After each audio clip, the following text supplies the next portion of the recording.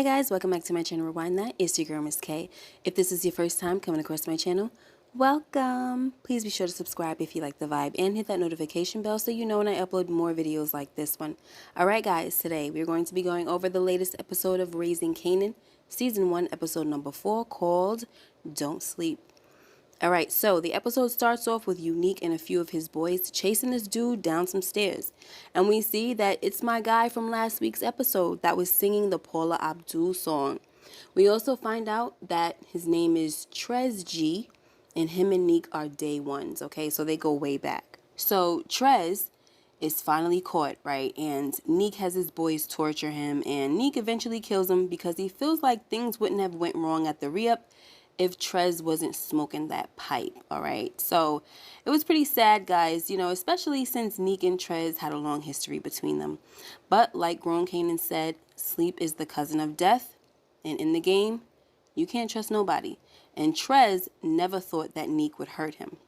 Next, Kanan cooks dinner for him and his mom, and this is where we find out that this is a tradition that they have every Tuesday night. But Rock done screwed up and forgot, okay? And she shows up late, and she brings Symphony over. So now he's having dinner with them as well. And of course, Kanan ain't happy about it because this is him and his mom's time. But I like that Symphony is understanding about this. And he says to Kanan, now that I know you guys do this every Tuesday, I won't let it happen again. Because, you know, him and Rock went out earlier and they ate already. Anyway, so Kanan's response to Symphony was that his mother knew. So even though Symphony tries to take the responsibility, Kanan doesn't want to hear it because his mother had no real excuse. Her only excuse was that she forgot, and that ain't gonna make Kanan feel any better, okay, about the situation. Next, Marvin and Tony are getting it in like we knew they would, right? And afterwards, Tony tries to cuddle with him, but Marvin was like, what are you doing? Ain't none of that about to go on, okay? He even told Tony that he don't know any brothers that cuddle. So Tony was like, I dated plenty of black guys that cuddle, Marvin. And that must have set Marvin off because things went downhill from there. He asked Tony what happened to all them cuddling Negroes she used to deal with, because you here with me. Then he gets up from the bed, and Marvin sees that LT doesn't have any food. And Tony tells him that she ran out yesterday. So now Marvin is annoyed that LT hasn't eaten since yesterday, and he says to Tony, LT didn't eat since yesterday, but I know you ate, right? Anyway, Marvin leaves Tony's place and he takes LT with him because he see that Tony ain't taking care of the poor baby, okay? Next, Neek is even more pissed when he finds out that Dean is going to hold off on supplying them until the heat dies down from the cops. So after Neek tells his crew that he doesn't trust anyone and that, make no mistake, any of them could end up like Trez, he then lets all of them know that he knows Rock is behind what happened to the re-up. He tells his crew that they're definitely going to hit back, but the question is how hard. Will it be a blow to the body or to the head? Next, we're back at Rock's house and Kanan is giving her the silent treatment. So Rock tells Kanan that she's sorry about dinner, but she's done asking her 15-year-old son to forgive her for spending time with a dude that she likes. Then Kanan says, I ain't hear you ask for forgiveness. And Rock was like, and you ain't gonna hear it. That's what I'm trying to tell you. So you need to make peace with that. So my whole thing with this scene, guys, is that we see once again how Rock deflects from Kanan being mad over Symphony by bringing up Kanan's grades. Because we hear again that Kanan's grades are still slipping. Plus there's a paper that he didn't turn in, like a term paper. So Rock takes this opportunity to bring that up, right? So they're no longer talking about Kanan being mad at her about Symphony. And Rock is definitely right about this, guys. She's right. You know, get your son in line about school. But I just think that she could have handled the dinner apology way better than she did. Because Tuesday nights obviously mean a lot to Kanan. And her kind of apologizing and then taking it back in a way wasn't really helpful. Especially if she wants her son to like Symphony. Okay. Anyway, Rock tells Kanan that she warned him about his grades slipping. So since he didn't listen, there's no more stash house for him. Instead, he's going to be going to night school, which meets 2 days a week after school and every other Saturday. Then she tells Kanan that he needs to worry less about who she's kicking it with and more about his schoolwork. So like I said, guys, Rock is right about getting her son in line for school. And if he's smart, he will definitely get them grades back up, okay, if he want to get back in them streets. And I'm not advocating for this, guys, but I'm just saying, Kanan already knows his mother don't want him in the streets. So making his grade slip ain't gonna make things better. You know what I'm saying? That's gonna give her an excuse to be like, yeah, no game for you. And we ain't talking about Nintendo, right, guys? Anyway, next, we see that Famous is in the studio and he's talking that gangsta stuff, right? He even says Unique's line to Rock about the streets needing a body. Anyway, Crown tells Famous that he needs to make his rhymes more believable. So we also have Jessica there, and of course she's the reason Famous is in the studio in the first place. But what I didn't like was how much she was flirting with Crown.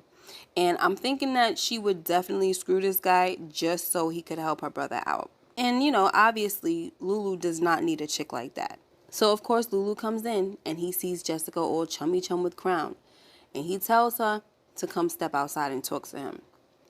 So when they get outside, Lulu asks her what she's doing there, and she tells him that she's doing business. The same way your sister put you on, I'm doing the same thing for my little brother. Long story short, Lulu wants to know what happened to all that crap she was feeding him the other night about him with the music. And Jess tells him that she meant everything that she said, but she can't do it for him. He has to do it himself. Next, Rock and the crew finally have everything set up at the bodega, and now she wants everything from the old stash house, well, from the stash house that they have, right? She wants everything moved from there to the bodega spot. So she puts Marvin on the job. We also see in this scene that the bodega owner is asking questions about how much drugs and money and all that crap, right? How much more money, how much more drugs, or whatever he said. And Rock tells him not to worry about it. And after he says that he demands to know how much because this is his place of business, Rock tells him that this is her place of business now. And don't ever tell me what to do again because I don't answer to you. Then she tells him that Marvin will be back tonight, so stay out of his way. And meanwhile, his battered wife is just watching this other woman boss up on her husband, right? And I'm telling you guys, she is going to be inspired. I'm telling you right now. Next thing you know, he might have a black eye because she done went upside his daggone head. Anyway, next, Kanan is walking and talking with Davina, and from what we hear, Kanan is telling her a lot, guys, okay? Even about his mom dating Symphony. But anyway, as they're walking, Unique is watching from a car, and he sees Kanan kiss Davina before he leaves. So he pulls up to Davina and gets out of the car, and we see that he gets Davina to tell him where Rock's stash house is. And Unique does this by offering to get Davina's mom cleaned up. But Davina does tell Unique that nothing can happen to Kanan if she gives up the information. So Unique says, on my own, kid. All right. And so far, I want to say this about Unique. I feel like he's somebody that if he gives his word about something, he's going to stick to it. I don't know how far that's going to go because if he sees that Rock doesn't play fair or whatever, or doesn't give her word, then he might play her game, But for me, I feel like Neek is somebody that he goes by the word is my bond type of code. That's what I'm getting from him so far. All right. But anyway, next, Famous comes into the pizza shop all excited about getting studio time, and it just pissed Juke off, because she's been saving for months to get studio time. And Famous gets the hookup just like that. Like it ain't nothing. So, yeah, now she's mad, all right? Next, Marvin goes to Scrap's apartment to let him know that they got to move everything from the stash house to the new spot, right? But Scrap tells Marvin that he can't go because his stomach is all jacked up and his butt is leaking. Ugh, that was so freaking disgusting, okay? Anyway, so this makes Marvin pull up on Kanan to get him to go to the stash house with him. And Kanan's like, oh, my mom don't want me nowhere near that stash house now. And so Marvin says, listen, she's not going to even know that you're there.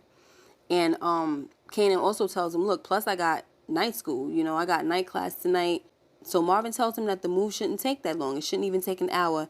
And that Rock won't even know he was there. Meanwhile, we see Rock making moves and she's trying to secure more spots. So she makes a deal with this super or building manager, and she's able to get apartments on the 7th and 8th floor of that building. Next, Juke goes to Lulu to ask him why he can't hook her up with the studio time just like Jess hooked Famous up. But Lulu tells Juke that the music stuff is not his thing. And when Juke asks him to, ask Crown for a favor, Lulu tells her that he doesn't ask for favors because he doesn't like having to owe people. So Juke tells Lulu that he's turning out to be like her father, good for nothing, right? So this obviously confirms for me that Marvin has not been supportive of Juke. But Lulu tells Juke that He would give her the money for the showcase, but Marvin would basically have a fit about it, right? Because he wants Juke to work for her stuff the same way they had to. And I don't find anything wrong with teaching your kids to work hard, but there needs to be a healthy balance between teaching them work ethic and being supportive of them. Next, Marvin and Kanan pull up to the stash house, and Unique and his boy are staked on the block just waiting for some activity. So when Marvin and Kanan show up, it confirms for Unique that Davina wasn't lying. Next, Juke makes a call to the low-life crew, and they didn't answer, right? So she goes on a run by herself, and she goes back to the same spot they hit in the last week's episode. So we see that she's able to grab one coat and make a run for it, but she runs into the same security guard that Rip was beating on last week. So he hems Juke up, but he tells her that he's going to let her go and that they're even now. But next time, I won't let you go. So we see that her saving this guy last week paid off in this moment. All right. Next, we're back at the stash house, and Marvin tells Kanan to pack everything up while he goes to make a quick run. He tells Kanan that he'll be back in about 20 minutes, and we already knew that this was a bad idea, right? Because Unique was outside plotting. Plus, Marvin shouldn't have left him anyway, because Kanan is a kid who wasn't supposed to be there in the first place. So meanwhile, I just want to mention this real quick. Juke is on the other side of town getting her cherry pops by Nicole. We also see in earlier scenes that she met Nicole's parents, and Juke made a comment about how cool her parents were and all that stuff. And I'm like, okay, yeah, we'll see how cool they are when they find out that you guys are in a romantic relationship, all right? They will be trying to get you kicked to the curb real quick, honey. I don't think that's going to play out too well, all right? Okay, so now we get back to Kanan at the stash house, who gets an unpleasant surprise of the front door being blasted open. So Unique's guys rush in, and one of them tell Kanan to get on the ground while the others rob the stash. While this is happening, Marvin is on his way back, and he sees what's going on. So he rams his Benz into the back of the crew's van. Then he starts busting shots through his windshield, guys, okay? And I was like, come on, Marvin. Why didn't you just get out the car and shoot?